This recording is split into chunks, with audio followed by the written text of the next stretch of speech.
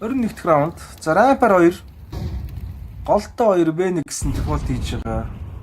За Рамп 2 дайрж байгаа. Яг л мод одоо гэхдээ шотоо алдсан. Нэг тоглогч дахиад байгааг угаасаа мэдчихэж байгаа. Эс хамгаалт 2 нэд орсон. Cobra Zero бүгдийн шалгаагүй.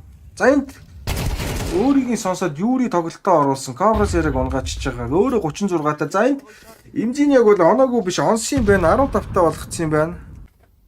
За Бэгс Блиц дайрж байгаа. Өөдөөс нь Икин дэр. За дүүл дэр Блиц дийсэн. Б байхгүй гэсэн мэдээлэл ороод ирж байгаа шууд.